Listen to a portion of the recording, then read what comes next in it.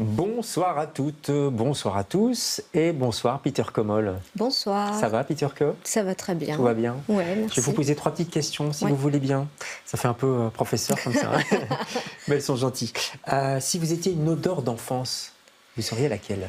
Oh, je serais l'odeur de ma mère quand elle rentrait du travail le soir. Un mélange du parfum cacharel Ouais, avec le froid de l'hiver dans son écharpe et de maquillage. Voilà, on tout imagine, se mélange. on imagine bien. Si vous étiez une ville, Si j'étais une ville, je serais Bruxelles. d'accord, Ouais, tout simplement, tout simplement. on prend. Et si vous étiez un roman, n'importe lequel? Je pense un roman russe, naturellement, de Emmanuel Carrère. Ah oui, un roman russe de Ouais, Carrère, d'accord. Oui, je pensais un roman ouais, russe, d'accord. non, Bah oui, magnifique, oui. évidemment. Mhm. Vous nous présentez votre deuxième livre, c'est un recueil de poèmes, on va en parler, vous êtes l'invité, Peter Ko, Ouais. de LCR, ce soir.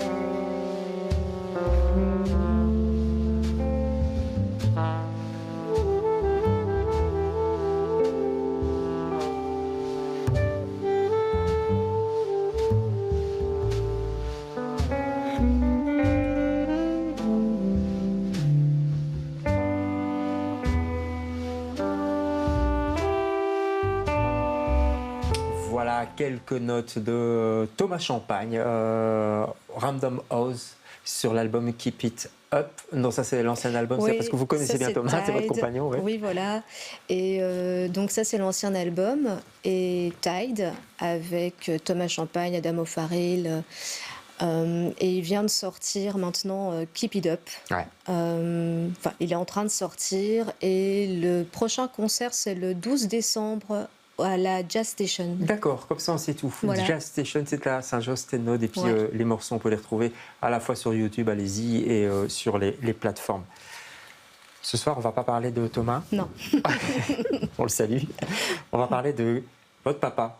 Comment dire adieu, comment dire au revoir, pardon, à un père absent. C'est le recueil de poésie, de texte, en tout cas on va en parler, que vous venez de sortir. C'est une déclaration d'amour à votre papa. Oui. Vous Oui. dites ça, oui, franchement, parce que c'est pas Oui. évident. Non, c'est pas évident et au début je disais, et c'est vrai, je pense que c'est aussi une tentative de portrait, une tentative d'approche. Mais oui, je pense qu'il y a aussi, oui, il y a beaucoup d'amour aussi, ouais, malgré tout. Le livre, ça veut dire la fin de la haine, la fin des difficultés avec lui, la fin de l'indifférence aussi peut-être.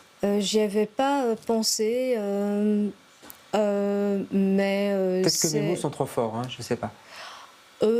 Bah, ils sont, comment dire, oui, c'est des mots un peu radicaux, Oui, d'accord. mais oui, ça marque une fin et il y avait besoin d'un livre pour marquer cette fin, Ouais, pour pouvoir passer à autre parce chose qu'il est peut-être, décédé.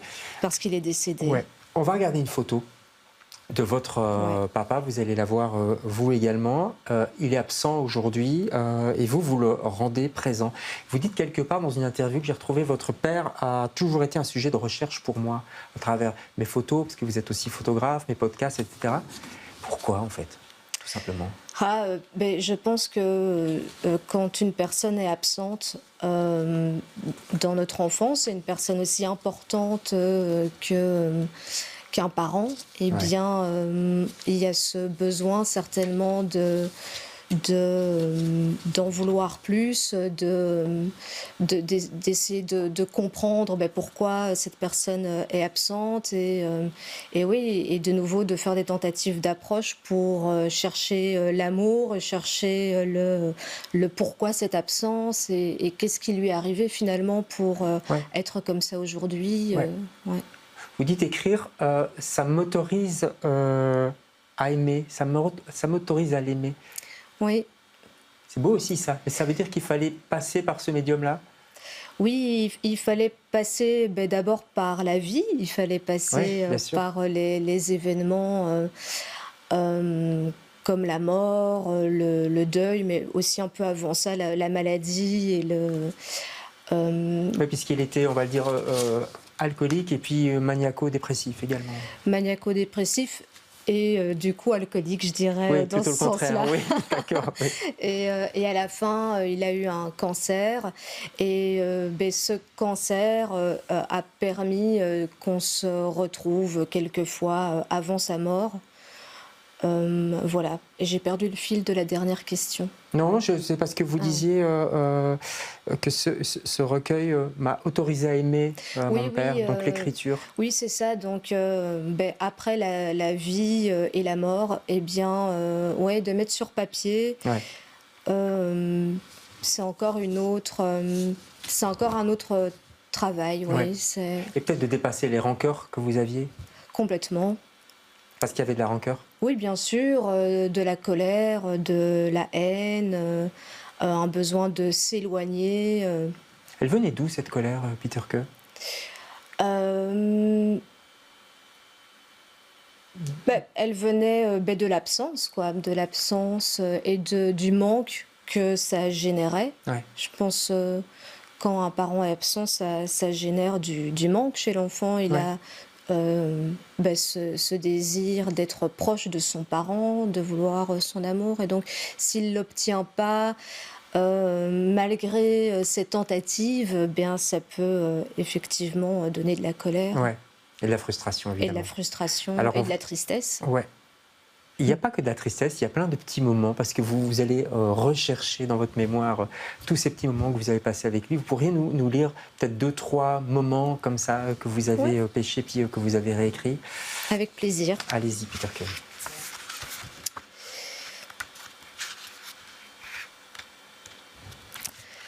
J'étais petite, mon père était grand. J'attrapais son doigt pour m'accrocher dans l'herbe qui chatouille les pieds. Il me regardait, lèvres sourires, yeux pralines. Je marchais mes premiers pas. Un jour, mon père m'emmène voir un match de foot au Heysel, Anderlecht contre Ajax. Nous sommes sur les gradins du centre. J'ai pris une Barbie avec moi, celle aux cheveux très longs. Je la fais tournoyer, et je manque le but d'Anderlecht ou d'Ajax, je ne sais pas. Mon père râle sur moi, ma Barbie, ses cheveux. Il râle que je préfère jouer avec ma Barbie et ses cheveux plutôt que de regarder le match Anderlecht-Ajax. Des bagarres éclatent dans le stade, des deux côtés. Nous partons. Je ne me souviens pas des bagarres dans le stade, mais je me souviens de mon père qui râle parce que je ne regarde pas le match.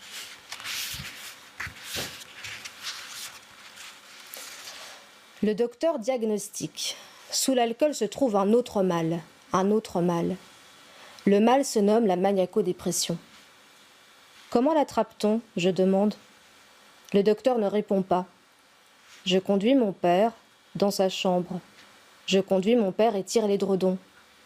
Mon père rêve sous ses paupières. Il se désintègre sur le matelas. Gadoue grasse et gluante, boue mouvante. Bonne nuit, papa.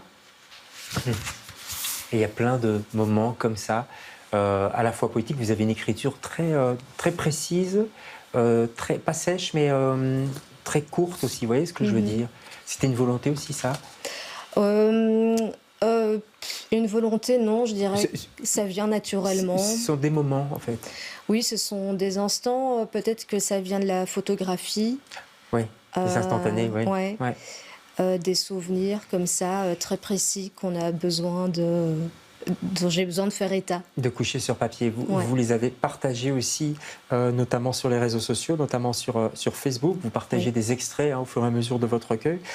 Et c'est comme si nous, lecteurs, lectrices, on devenait un petit peu votre confident. Vous aviez besoin de ça aussi, de ce regard des autres? En fait, oui, j'ai besoin de ce regard pour redonner un peu d'estime à mon père. L'estime qu'il n'a jamais eue pour lui-même. Oui, de lui redorer le blason, quoi. Lui donner une autre vie que celle qu'il a menée et qu'il a laissée en fait enfermée dans sa maison. Ouais. Sortir de sa maison, quoi. Vous le faites sortir, en fait, quoi. L'alcoolisme, évidemment, vous en avez parlé. C'est pas un cas à part aussi, votre père, ce qu'il vit, ce qu'il a vécu. C'était peut-être ça aussi, pas l'utilité, mais l'objet de ce livre, c'était de montrer que ça arrive à plein de gens, en fait. Oui, c'est ça. C'est un peu aussi comme mon premier roman, Savane Allée. Oui. Ça part un peu du... Ça parlait de l'addiction, ça. Ça parlait de l'addiction et c'est un petit peu, montrer que ça n'arrive pas qu'à soi ou chez soi. Ça arrive à plein d'autres et ça peut être dit, ça peut être partagé sans honte. Voilà, ça c'est dit, c'est écrit. Et maintenant, j'ai envie de vous demander vers quoi vous allez aller. Maintenant, je suis dans le roman, toujours. Voilà, un roman terminé, un autre en cours d'écriture. Qui parle de ça encore, de vous, parce que l'autobiographie, c'est important pour vous? Oui, c'est vrai que c'est important. Alors, est-ce que ça va être J'ai envie de dire qu'au fur et à mesure, je m'éloigne de l'autobiographie. Il y avait comme un besoin de sortir de soi, de le poser, pour ensuite pouvoir raconter des choses plus extérieures. Et pour aller vers d'autres mondes. En tout cas, je m'éloigne doucement. D'accord. Prenez votre temps. On va aller vous voir à Tram, c'est vendredi, c'est ça? Samedi. Samedi, donc c'est demain, puisque nous sommes vendredi. Tram, vous savez, c'est à Forêt. Et là, vous serez avec Renato Beccara, d'ailleurs, qu'on salue, qui est votre éditeur. La maison d'édition, c'est Bleu d'Anvers. Bleu d'Anvers. C'est très beau comme nom également. Je vous montre le petit livre, petit mais profond. Merci beaucoup, Peter Queux, d'être passé chez nous beaucoup. pour parler de ce livre. Et nous, on se retrouve lundi prochain avec d'autres invités. Bon week-end, bonsoir.